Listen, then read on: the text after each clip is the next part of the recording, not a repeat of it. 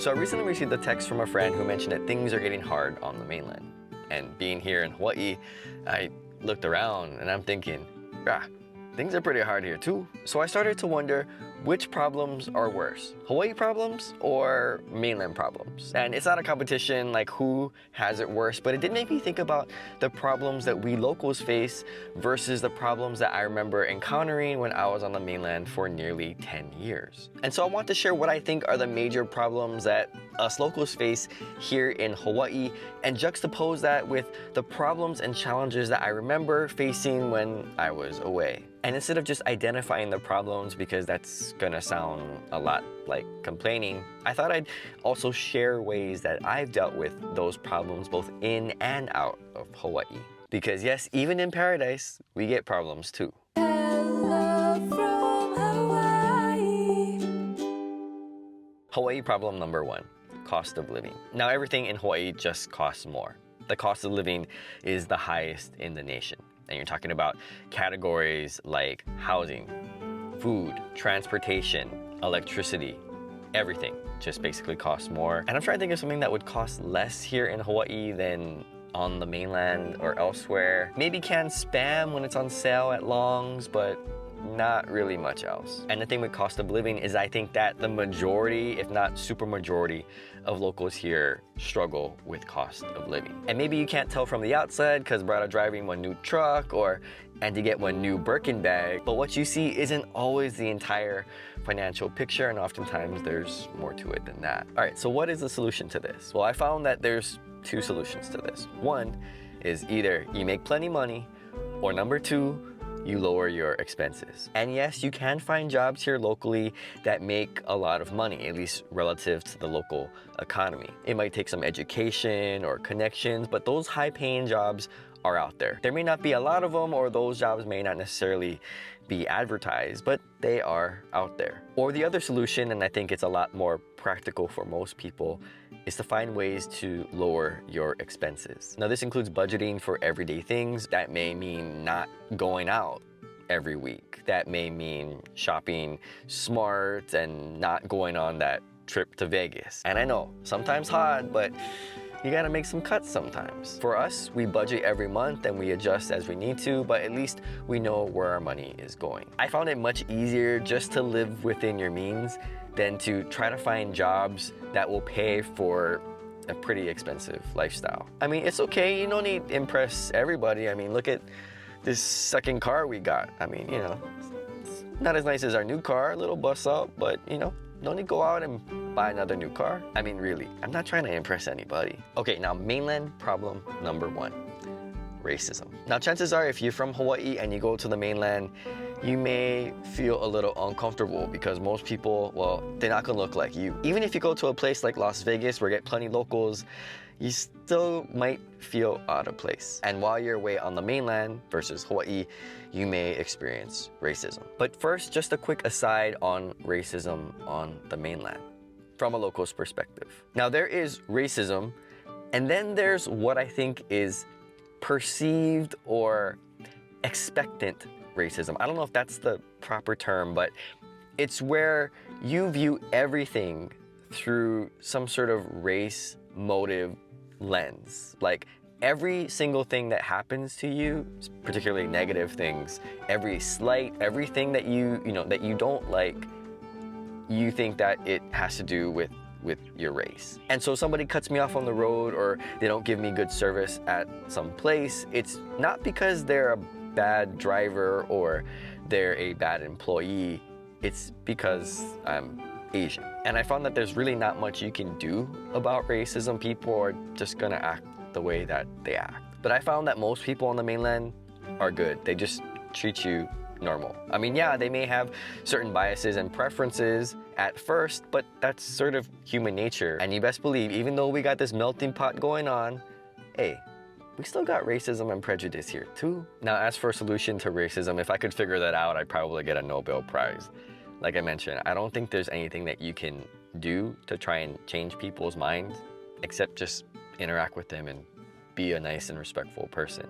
If they're gonna think that way and act that way, well, That's more reflection on them and not necessarily on you. When I was away, I had a lot of friends who were white, Black, Hispanic, who didn't necessarily look like me, but I didn't let the race thing stop me from wanting to be their friend. Because when I was away, I found that if I just acted normal and I didn't view everything through some kind of race-motivated lens, then people are nice. So Hawaii problem number 2 is island mentality. I know a lot of locals who basically think that there is no life or world or universe outside of Hawaii. I mean, they really just care about the same local stuff.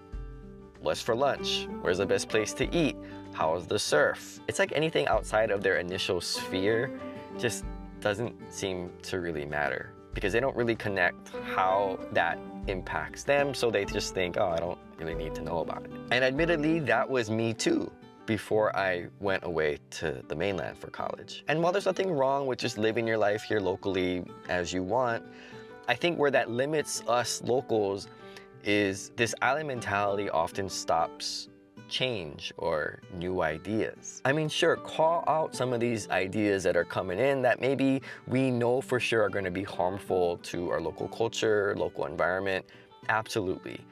But there are also some great ideas that come from elsewhere that really could benefit us locals a lot. Not all of these ideas are bad, and not all the people who come up with these ideas are bad. So the best solution for this is to travel outside of Hawaii and try to actually live in other places, even if just for a little while. I mean, not just as a tourist, although that is pretty nice, but actually go out and live and be immersed in different communities and cultures.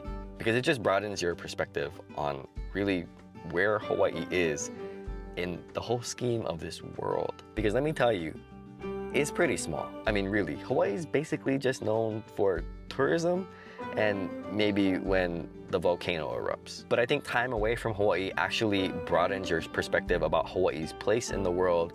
And I've mentioned this before, but it really makes you reflect on how special and unique Hawaii is when you're outside of Hawaii, when you spend time away. Because I think it's really hard to identify that when you're within the culture. Okay, mainland problem number 2 is no more local food. Now I know food in Hawaii is a super big deal. I get it. And while it's a lot easier to get local food on the mainland than it was in the past when I was in school, it's still pretty hard. I mean, they're not eating rice for every meal, and yeah, good luck trying to find loco moco or shoyu chicken. I mean, I still remember those days when I would drive an hour and a half from northern Colorado all the way down to Aurora to go get plate lunch at L&L and then just go drive all the way back because I just needed to have chicken katsu or loco moco or beef stew. And in Oregon, I would stop at L&L in Beaverton every week after work because I don't know about you, but you do custodian work all week, and man, that plate lunch tastes so good. So to me, the solution to this is to try and get to appreciate and enjoy